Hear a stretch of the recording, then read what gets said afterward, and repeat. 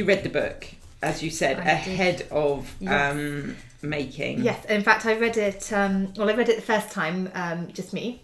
Oh, did you? I read it mainly in the bath. I have a lot of baths. Was it a daytime bath? It may well have been. As you know, I do enjoy a daytime bath as well. I mean, it's my relax. It's my me time. You know, it's a way to without the kids. Without the kids. Well, I say without the kids. I mean, unless they are physically out the house, they probably will be. Yeah. If not in the bath with me, right next to me in the bath. But no, in general, it is my me time. So yeah, that's when I read it, and then I read it a second time with my eldest, who is 8, about to be 9, which of course is the sort of age that it's aimed at. Would you say? Yes, yes. 7 to 9 year olds. I think the technical term is lower middle grade. Okay. But Rory is 8. My character is 8. Yes. And therefore, perfect. So we read it together, and he just absolutely loved it. He loved it. He really, maybe it's because the age thing as well. He really related to Rory, and he just loved the bees in it. He loved the queen bee. You know, he loved the idea that it was it was Rory who was in charge, and Rory who was going to make the difference and had to come up with the plan. The chosen one. The chosen one. Yes. Yeah. Ordinary Rory. And it was absolutely just an ordinary boy, just like him. Yeah. And he had all these big plans and important things to do. And I think that was the real important thing for me, is that that kids could see themselves in Rory. Because I wasn't at school. I wasn't the gifted one. I mean, I did all right. Don't get me wrong, but I was definitely average. Yeah. I didn't want to be there. Yeah. Most of the time, I didn't want to be there. There was, there were kids that were, meant to be my friends, but on a daily basis you were in the gang or you were out the gang, and it wasn't the greatest time. So I just wanted to make sure that kids can relate, and also that kids can see that whatever challenges they are facing, whether at school or out of school, how they see themselves, their self-esteem, they can also understand that they can do whatever they want to do with their lives, and absolutely, yes, in this instance do what they can to positively affect climate change, which is the underbelly of the book. So I have 3 children. You're busy.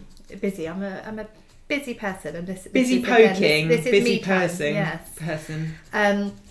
So they are 8, 6 and 5, so they're all at school, and they're all completely different. They're all, it's really interesting, because you don't think before you have children, you just sort of think they're all going to be very similar because it's the same genes, you bring them up the same way. You don't really think, do you? You think, I'm going to have kids. You think I'm going to have a lovely little baby to hold in my arms, and then going to be and the rest is just like... you don't think about what happens next, which is a whole load of chaos.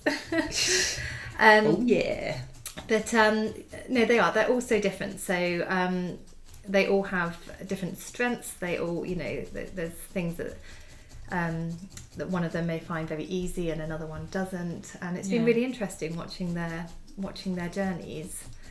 And I just say to them, that you just go and enjoy yourself, make friends, and just do your best, and they'll all find their own path.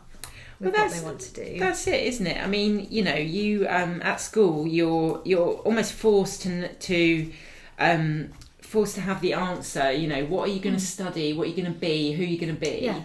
And then it isn't really until, in my own experience, until later. I mean, I think I was 30 before I decided that I wanted to, that I was meant to write. Yes. When did you find felting? When did felting find you? Well, when did it find me? It was much later. You were saying about being in school and not knowing what what you want to do. I think when you leave school when you're 16 or 18, it's so young. How, it's ridiculous. How can you possibly know at that age what your career is going to be. You can't. I mean, some people are very lucky and they do have it all worked out and they at that age, but I don't think it's that common. And I when I left school at 18, I went off to university to become a nurse. Yeah.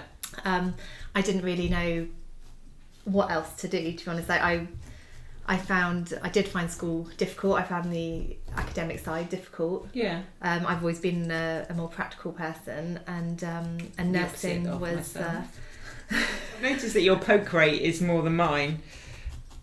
Like, yes, it makes a great satisfying noise. The noise is amazing. The noise is amazing. So no, I left. So I left school at 18 and went off to uni to become a nurse, and that seemed like the right thing for me to do at the time, and it's and I'm still a nurse now. I work part-time, and it's worked out well. I enjoy it, but I discovered felting, needle felting, how many years ago now? A good few years ago. I'm not brilliant with dates. A good few years ago. More than 2, less than 104. Yes. And basically it was because I suddenly realised I didn't have any hobbies. You know, when people ask you that question, they're just like, oh, hi, how are you? What's your job? Do you have any how hobbies? Interesting are you? Yeah, exactly. And I was like, apparently not very interesting at all, because I had nothing to say. Because I literally, I worked. I went to work my job as a nurse. I looked after, looking after the kids, looking after the home. It wasn't a bad life. It was good. I always wanted a family. Like, I was very happy. But there was just nothing else. There was nothing more. Nothing for just me. For yourself. Yeah. So my husband, dear old Mr. Feltthings, who has the patience of a saint and has watched his house slowly be overtaken by wool over the last few years. Do you have any sheep? That's the dream. That is the dream, to have a little flock of sheep and be able to produce my own wool and make I'm all about that. Let's make that happen. Yes. Okay. But currently, no sheep. Okay, just no sheep. 2 cats, a dog, some chickens and some fish, which don't just produce much wool, to be honest. Look at yours. How's your looking? I've also noticed that you don't have these. I don't have those. No. It's because you're too cool. It's. I mean, those are cool. To be honest, I think you're the cool one at this table. But slam dunk the funk.